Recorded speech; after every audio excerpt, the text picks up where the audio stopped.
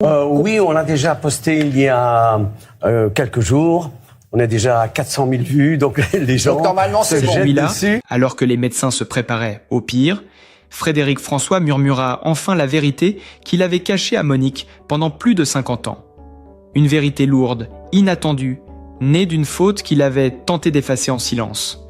Ce n'est qu'au seuil de l'effondrement que l'idole a brisé le pacte du secret et avoué ce qui l'a hanté toute sa vie. Et pourtant, avant ses aveux bouleversants, Frédéric François avait bâti l'image d'un homme solaire, né de la poussière sicilienne et porté très tôt par la voix de son père vers une ascension irrésistible. Derrière cette ascension éclatante, une question demeure, suspendue comme une ombre au-dessus de sa légende. À quel moment l'homme que tout un public adorait s'est-il égaré au point de trahir la seule personne qui n'avait jamais cessé de le protéger ? À mesure que l'on s'enfonce dans son histoire, on comprend que cette trahison n'a rien d'un scandale tapageur, mais qu'elle est née d'une faille intime, d'une fracture que Frédéric lui-même n'avait jamais su nommer avant ses derniers aveux. Car si le monde voyait en lui une idole inébranlable, Monique, elle, connaissait l'autre versant de la lumière, celui où l'artiste se débattait contre ses peurs les plus profondes, là où les applaudissements ne suffisaient plus à maintenir debout un homme rongé par le doute. Frédéric François, derrière ses sourires généreux et ses refrains d'amour, portait en lui une solitude ancienne, presque congénitale, qui remontait à son enfance en Sicile et à l'exil brutal en Belgique. L'enfant timide qui chantait « Au soleil mio » dans un café de Tilleur ne savait pas encore que cette reconnaissance naissante deviendrait une arme à double tranchant. Source d'émerveillement, mais aussi d'un besoin vital d'être aimé, entendu, confirmé. Avec les années, ce besoin s'était mué en vertige. Plus les salles se remplissaient, plus grandissait en lui un autre silence, un vide qui prenait racine loin des projecteurs. C'est ce silence-là, étouffant, que Monique a vu avant tout le monde, ce murmure invisible qui précède les grandes déchirures. Lorsque le succès l'enveloppe et le propulse au sommet dans les années 1970, Frédéric semble invincible. Il vend des disques par millions, les radios le réclament, la France et la Belgique l'adoptent comme un frère venu du Sud. Mais ce que personne ne sait à l'époque, c'est que l'homme qui enchaîne les tubes se réveille parfois la nuit, trempé de sueur, terrifié à l'idée que tout cela puisse s'arrêter. Ce n'était pas la célébrité qu'il redoutait de perdre, mais la sensation d'exister à travers elle. Monique raconte qu'il pouvait se figer soudain en plein milieu d'une conversation, le regard perdu, comme happé par une angoisse sourde. Il disait « Je vais disparaître », sans que personne ne comprenne vraiment ce qu'il cherchait à fuir. Ces fêlures intérieures, longtemps contenues, vont s'intensifier lorsque la mode change et que son nom commence à s'effacer des ondes. Ce n'est pas le déclin d'une carrière qui atteint Frédéric, mais l'effondrement d'un repère. Car l'homme, déjà secret, commence alors à mener une double vie émotionnelle, celle de la star adulée et celle du mari fragile qui cherche des réponses dans des silences qui pèsent sur son couple. Monique, discrète et fidèle, tente de maintenir l'équilibre. Mais elle voit son mari se débattre contre une lassitude profonde. C'est à cette époque, bien avant la chute de santé qui faillit lui coûter la vie, que Frédéric commet l'erreur qui le poursuivra pendant des décennies. Une faute qu'il n'ose pas nommer, qu'il étouffe sous le travail, qu'il cache derrière des chansons d'amour comme on cache une cicatrice sous un vêtement soigneusement repassé. Cette trahison n'est pas celle que la presse people aime raconter. Elle ne concerne ni une aventure tapageuse, ni un scandale démesuré. Elle est plus intime, plus humaine, presque universelle. Il a trahi la confiance de Monique en lui laissant croire qu'il allait bien, qu'il contrôlait tout, qu'il ne tomberait jamais. Il a trahi en se mentant à lui-même, en refusant de partager ses doutes, en dissimulant le vide qui le rongeait. Cette omission, cette incapacité à dire « je vacille » est devenue la brèche la plus douloureuse entre eux. Monique confiera bien plus tard qu'elle se sentait parfois comme une étrangère aux portes de son cœur, impuissante face à un homme qu'elle aimait, mais qui se murait dans une solitude volontaire. À mesure que les années passent, cette tension invisible s'accroît. Frédéric s'acharne au travail comme pour colmater une fissure intérieure. Il enregistre, compose, tourne sans relâche, convaincu que le mouvement l'empêchera de s'effondrer. Pourtant, chaque succès semble glisser sur lui sans le rassurer. Monique observe ce paradoxe cruel. Plus il est applaudi, plus il semble s'éloigner. Elle voit son mari s'enfoncer dans une forme de fatigue émotionnelle qui ne dit pas son nom. Ce n'est pas un burn-out, pas une crise d'ego, mais la lente érosion d'un homme qui a passé sa vie à donner plus qu'il ne recevait. La scène l'illuminait. Oui, mais elle exigeait en retour un tribut que son cœur commençait à ne plus supporter. La trahison se transforme alors en poids. Ce secret, cette vérité qu'il n'avoue à personne, devient une ombre permanente dans leur maison. Monique ressent ce qui se prépare, ce glissement vers une rupture intérieure que rien ne semble pouvoir arrêter. Il y a dans leurs échanges un non-dit qui alourdit l'air, la peur de perdre l'autre, mais aussi la peur de se révéler tel qu'il est, vulnérable, fissuré, loin de l'image parfaite construite pour le public. Lorsque Frédéric s'enferme pendant des heures dans son studio, ce n'est pas seulement pour composer, c'est pour échapper à ce qu'il refuse de regarder en face. Et c'est précisément cette accumulation de fatigue, de silence, de blessures cachées qui conduit à l'accident de 2008. Car avant de s'effondrer physiquement, Frédéric était déjà tombé intérieurement. La scène, les lumières, les tournées, tout cela masquait une guerre intime qu'il menait seul. Monique, elle, ne voyait plus seulement son mari. Elle voyait un homme au bord du gouffre, trop fier pour demander de l'aide, trop fragile pour continuer à porter seul le poids de sa propre histoire. Elle sentait qu'un jour, le corps plierait là où l'âme pliait déjà depuis longtemps. Le soir où il tombe dans sa loge, victime d'une douleur fulgurante, ce n'est pas seulement un accident médical. C'est la matérialisation brutale de toutes les années de lutte silencieuse. Quand les médecins parlent d'urgence, de gravité, de risque vital, Monique comprend que ce moment n'est pas arrivé par hasard. C'est la conséquence de tout ce qu'il n'a pas su dire, de tout ce qu'il a voulu dissimuler, y compris à elle. Et lorsque, dans un souffle, il murmure enfin qu'il regrette ce qu'il lui a caché, ce n'est pas une confession d'adultère, mais l'aveu d'une faiblesse humaine. Il l'a trahi en pensant pouvoir survivre seul à sa propre douleur. Ce jour-là marque un avant et un après. Mais pour comprendre pleinement ce qui va suivre, pour saisir la portée réelle de cette confession tardive, il faut encore s'avancer plus profondément dans le labyrinthe des émotions et des secrets qui ont façonné l'homme et l'artiste qu'il a été. Parce que ce que Frédéric François révèle ensuite à Monique va bien au-delà d'un simple aveu. C'est la vérité crue d'un homme qui, pour la première fois, accepte de se montrer tel qu'il est vraiment. Et c'est précisément à partir de cet instant suspendu, au cœur de cette chambre d'hôpital où le silence pesait plus lourd que la douleur, que tout bascule. Car ce que Frédéric François décide de dire ce soir-là, d'une voix presque éteinte, ne ressemble en rien au demi-mot qu'il avait laissé échapper auparavant. Pour la première fois, il ne cherche plus à protéger son image, il ne cherche plus à rassurer, ni à se défendre. Il se livre, il ouvre la porte qu'il avait toujours gardée verrouillée, celle où s'entassent les vérités qu'il n'avait jamais osé regarder lui-même.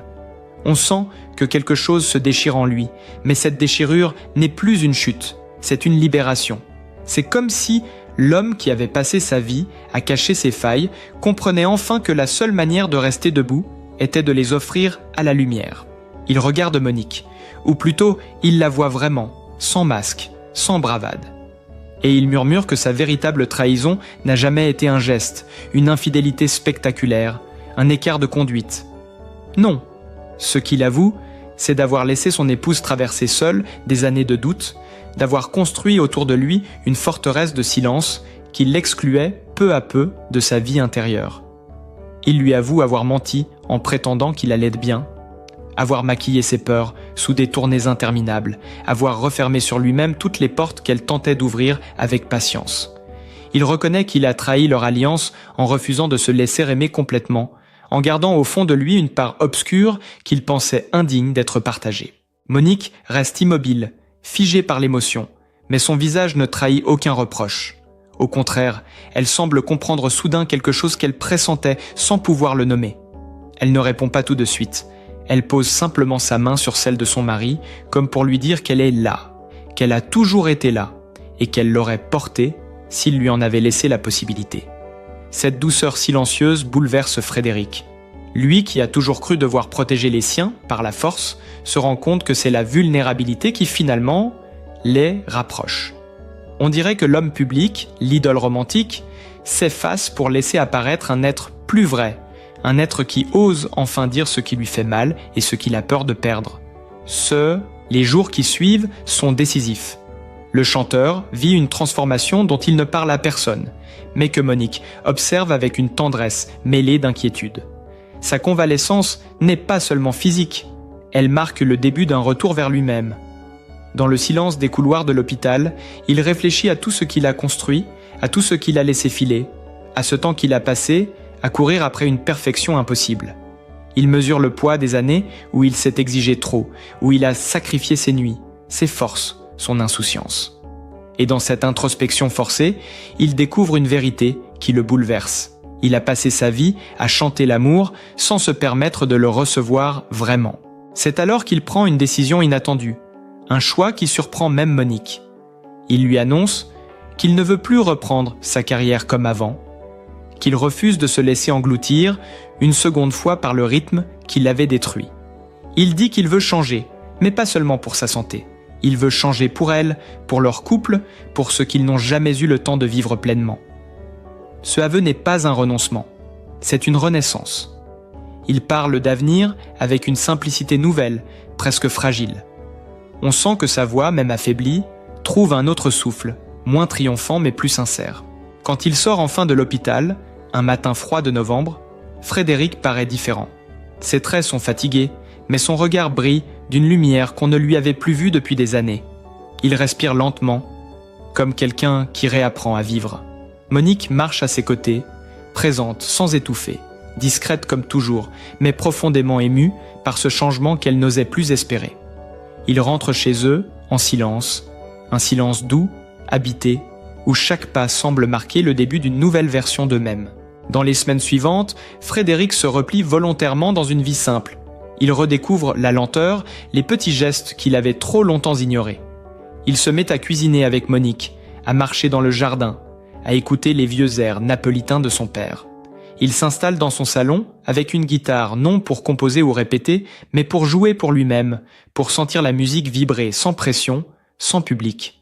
Il note parfois quelques phrases dans un cahier posé sur la table basse, des phrases où se mêlent gratitude, regret et promesse. Ce cahier deviendra son refuge, l'espace où il inscrit les mots qu'il n'avait jamais osé prononcer. Mais ce calme retrouvé n'efface pas le besoin profond qui l'a toujours habité, chanter. Non pas pour les salles comblées, ni pour les applaudissements, mais parce que la musique est son souffle. Monique le voit bien. Elle sent, chaque fois qu'il effleure les cordes de sa guitare, une tension douce, une envie retenue. Elle comprend qu'il devra un jour revenir sur scène, non pour prouver quoi que ce soit, mais pour se prouver qu'il peut chanter autrement, sans se perdre. C'est elle qui, un soir d'hiver, l'encourage à envisager un concert unique, un moment intime, modeste, pour renouer avec son public sans se trahir. L'idée le bouleverse. Frédéric hésite. Il craint de retomber dans ses vieux travers, de replonger dans cette course brûlante qui lui a coûté presque la vie. Mais Monique lui assure que cette fois, il n'est plus seul, qu'il n'a plus besoin de tout porter sur ses épaules. Elle lui rappelle ses propres mots à l'hôpital, lorsqu'il avait avoué sa fatigue, sa peur, sa solitude. Elle lui dit doucement « Si tu retournes chanter, fais-le comme l'homme que tu es aujourd'hui, pas comme celui que tu devais être hier. » Ces paroles agissent en lui comme un déclic. Frédéric se met à rêver d'une scène différente, d'un retour qui ne serait pas un défi, mais un hommage. Il imagine un soir où la lumière ne serait pas une contrainte mais une caresse, où chaque chanson serait un remerciement plutôt qu'une performance. Il réalise que cette nouvelle approche n'est pas seulement une manière de sauver sa carrière, mais de sauver ce qu'il est profondément. Pour la première fois depuis longtemps, il envisage l'avenir non comme une lutte, mais comme une ouverture. Et puis un jour, il se lève avec la certitude que le moment est venu. Il prend la main de Monique et lui dit qu'il veut chanter à nouveau, mais à sa manière, à leur manière. Ce simple geste, cette simple phrase, marque une rupture et une promesse.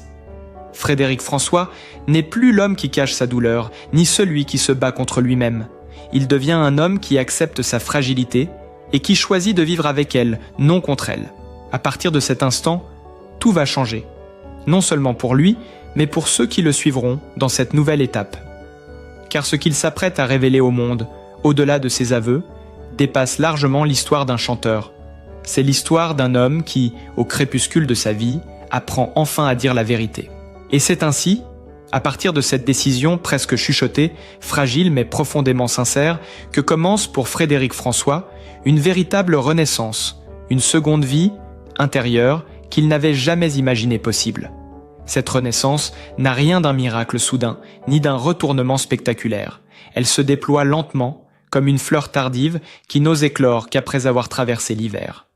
Monique témoigne que, dans les mois qui suivent, elle voit son mari changer non seulement dans ses gestes, mais dans sa manière de regarder le monde, comme s'il découvrait la vie avec un nouveau regard, débarrassé de la peur de décevoir, débarrassé de cette obsession de perfection qui l'avait consumé pendant des décennies. Il se lève désormais le matin avec une douceur nouvelle, presque méditative. Lui qui autrefois se jetait dans la journée, comme on se lance dans une bataille, commence à cultiver une lenteur assumée, faite de petits rituels simples. Ouvrir les volets en laissant la lumière entrer sans hâte, préparer son café avec un soin presque cérémoniel. Marcher dans le jardin, les mains dans les poches, respirant profondément l'air frais, comme pour inscrire dans son corps cette vérité qu'il a enfin acceptée. Il n'a plus rien à prouver. Ce détachement n'est pas une résignation, c'est une liberté. Une liberté de vivre sans se mesurer au passé, sans redouter l'avenir, en accueillant chaque instant comme un cadeau plutôt qu'un défi.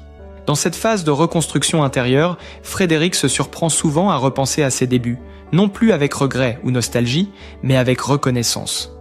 Il comprend qu'il avait toujours regardé son parcours comme une course vers l'avant, une bataille contre le temps et l'oubli.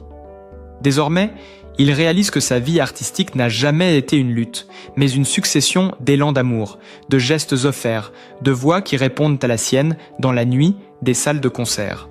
Il se met à relire ses anciennes paroles comme on relit le journal intime d'un autre, découvrant dans chacun de ses refrains une part de vérité qu'il n'avait jamais su reconnaître.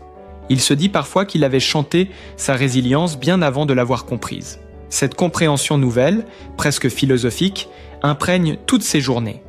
Monique raconte qu'il parlait désormais souvent de la vie comme d'un mouvement continu, un courant qui vous emporte et vous ramène, un fleuve qui ne se laisse jamais dompter mais que l'on peut apprendre à suivre sans se perdre. Il disait que l'essentiel n'était plus de tenir debout coûte que coûte, mais de savoir plier quand la vie l'exige, de laisser tomber ce qui pèse trop lourd, de s'autoriser à être imparfait. L'homme qui autrefois tremblait à l'idée de paraître faible commence à y voir une forme nouvelle de courage. Et dans ce courage, Monique reconnaît l'enfant de Sicile qu'elle avait rencontré il y a plus d'un demi-siècle, sensible, entier, instinctif. Pourtant, sa renaissance ne se limite pas au domaine intime. Elle s'étend à sa relation avec le public, cette relation qui avait été à la fois son moteur et sa blessure. Frédéric ressent à nouveau l'envie de chanter, mais cette fois, cette envie ne provient ni de l'ambition, ni du besoin d'être applaudi. Elle vient d'un désir plus pur, celui de partager ce qu'il a appris, ce qu'il a traversé, comme un homme qui revient d'un long voyage et qui porte dans sa voix la trace des tempêtes. Il comprend que sa vulnérabilité n'est pas une faiblesse, mais un pont, un lien, un moyen d'être encore plus proche de ceux qui l'ont accompagné pendant tant d'années. Lorsque la décision de remonter sur scène est enfin prise, elle n'a rien du triomphe que l'on pourrait imaginer.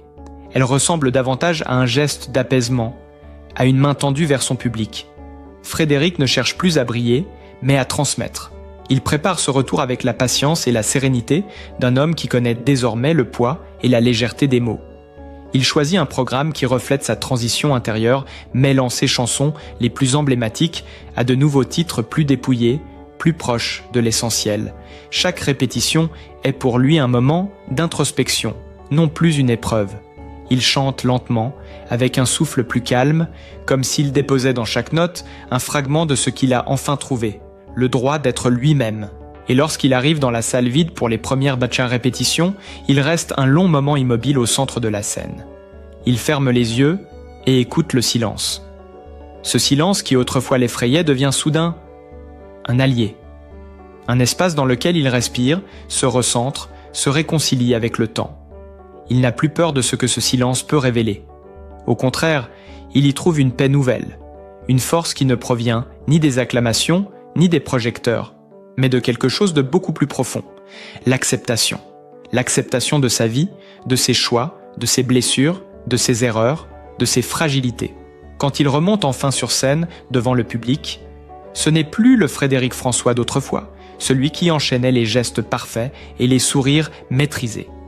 C'est un homme transformé, apaisé, dont la voix semble porter la maturité d'une âme qui a traversé l'orage et qui revient au port, non pour célébrer sa survie, mais pour témoigner.